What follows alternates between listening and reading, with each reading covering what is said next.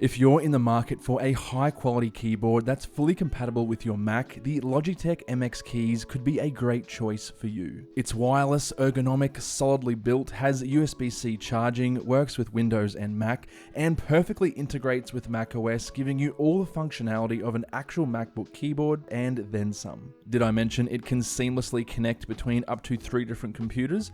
More on that later. First, a quick word from a longtime supporter of the channel, Parallels. Parallels allows you to run Windows on your Mac without rebooting or partitioning your drive. It's a great option to be able to play games that aren't supported on macOS, or even use your favorite Windows programs like Office 365 in their native format. Check out the link in the description below and use code CREATED10 for 10% off. Let's start with the size. It's a full-sized keyboard, so those of you who prefer 10 keyless designs might not be suited to this one. That being said, it's still relatively compact and low profile, especially when compared to other keyboards on the market.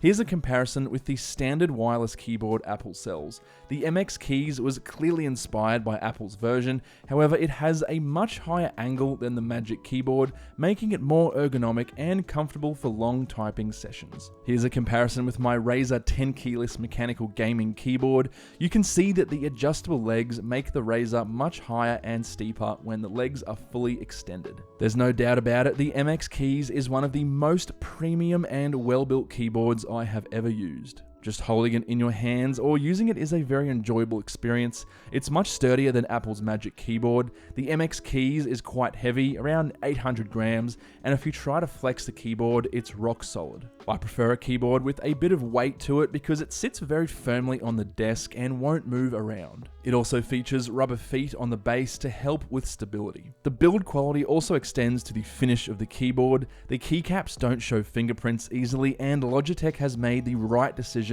to make the dark parts matte, so you won't see fingerprints or smudges there either. I haven't been able to test out how the finish will last over the years, but I would be confident in saying it will hold up quite well. The keys themselves are surprisingly comfortable to use. Logitech went for a more laptop style of keys rather than a traditional keyboard, and they managed to do it really well.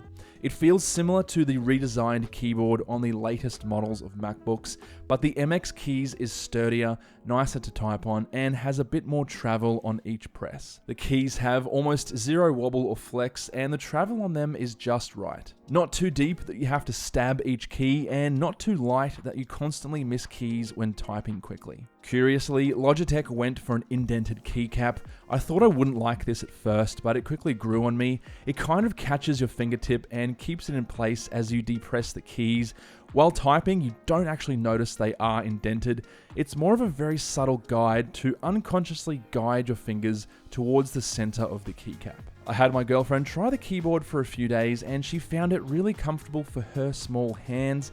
I'm 6'4" and I have pretty big hands, and you know what they say about guys with big hands? They need big keyboards. However, I found the MX Keys just fine to use. There's adequate gap between each key, so even if your finger misses the center, you usually won't accidentally type a different letter like you would with more compact key layouts. Unlike Apple's Magic Keyboard, the MX Keys has more of an angle, which lets you keep your wrists at more of a neutral angle. You can't increase or decrease the angle at which the MX Keys sits, as it doesn't have adjustable feet unlike other keyboards, but I found this to be not an issue. The angle it comes with is comfortable already. You can of course substitute the keyboard with a wrist rest, but that's at your own personal preference. One thing I will mention is that there are 2 versions of this keyboard, the Mac version and the standard version. The only difference between the two is that the standard version has both Mac and Windows icons on the keys, whereas the Mac version only has Mac icons. If you're planning on using the keyboard solely on Macs, it won't matter, but if you switch between PC and Mac like me, or plan to in the future, I definitely recommend the standard version instead. Makes it a lot easier to use shortcuts and commands. You will also see some variation in color between the 2 versions, but this depends on your country and which version you choose. The Mac version is space gray with black keycaps, whereas the standard version is more of a darker matte color scheme. Moving on to connectivity, the MX Keys can of course be connected to your computer using the 2.4 GHz receiver that comes with it. However, almost all modern computers these days have Bluetooth, so you can connect the keyboard directly to your Mac or PC, and the pairing process is really simple. Turn the keyboard on, wait until it pops up in the devices list on your computer, and pair with it. Perhaps the most intuitive and helpful feature of the MX Keys is something called Logitech Flow. In a nutshell, this allows you to seamlessly use the keyboard and MX Master mouse, if you have one, between different computers. For example, if I have both a PC and Mac on my desk, I can simply move my MX Master mouse across the screen and onto the screen of the other computer, and the keyboard will follow. This allows me to use both Mac and PC computers at the same time with only a single keyboard and mouse. Oh, did I mention you can copy a file or photo from one computer and simply paste it onto your other one? This has come in handy so many times because I frequently switch between my Mac for productivity tasks and my PC for more intensive tasks like gaming or editing 6K video. Now, if you don't have a MX Master mouse and can't take advantage of Logitech Flow, the MX Keys has 3 pairing hotkey buttons on the keyboard, allowing you to switch between computers with a single tap of a button. You can pair up to 3 computers to the same keyboard at once. The Logitech software also allows you to customize the keys on your keyboard, so you can assign different keys to different actions,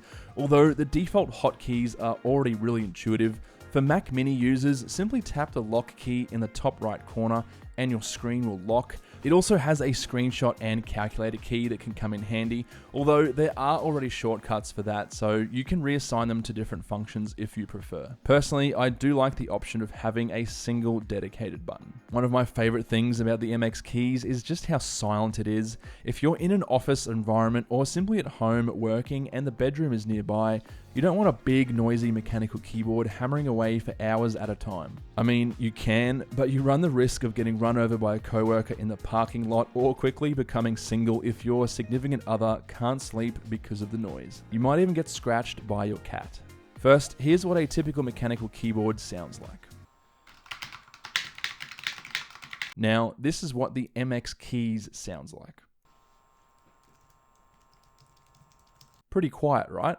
Moving on, there are a few super cool features of this keyboard that makes it well worth the premium price tag. Let's start with the backlight. It works very well and is motion controlled. When it detects movement, the backlight will turn on, and then when you take your hands away from the keyboard, it turns off. You can also control the brightness just like you would on a MacBook keyboard.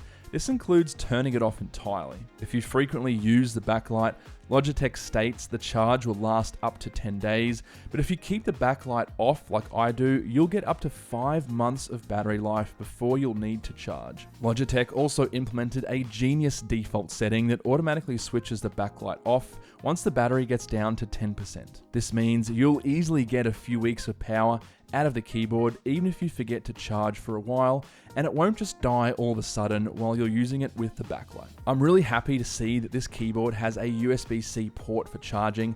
This can streamline your entire desk setup, especially if you also use the Logitech MX Master 3 mouse, which also includes a USB-C charging port. If your desk setup is similar to mine, you probably have a Thunderbolt 3 or USB-C cable attaching your MacBook to either a monitor or dock. If you ever need to charge any of the USB-C devices on your desk, you can simply plug them into the cable you use to connect the monitor or dock to your Mac and leave them for a few hours to charge. And yes, you can use the MX Keys while it's attached to a cable and charging. With a 5-month battery life when the backlight is disabled, I doubt you'll be charging much anyway. There's a small LED light near the charging port that blinks green when you turn the keyboard on, and it will flash red when it's getting low, giving you plenty of warning to charge it. If you're not going to be using the keyboard for a while, you can also switch it off using a power switch on the back near the charging port. In terms of negatives about this keyboard, I'm really scraping the barrel,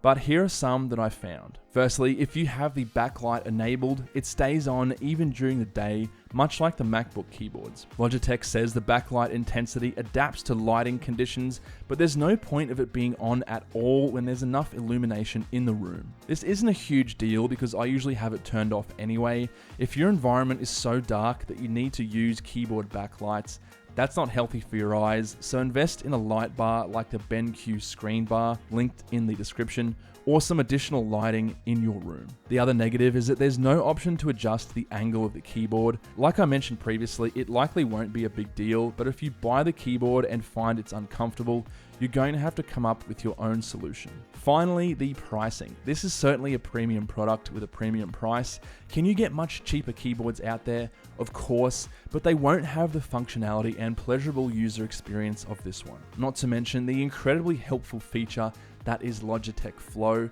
I'd pay extra just for that alone. In conclusion, I give the Logitech MX Keys keyboard the Created Labs seal of approval. Despite the premium price tag, its build quality and feature set are highly desirable, and I will be using this as my main keyboard from now on, replacing my trusty Apple Magic keyboard. If you have any comments or questions about this video or the MX Keys, make sure to leave them down below, but apart from that, I'll catch you in the next one.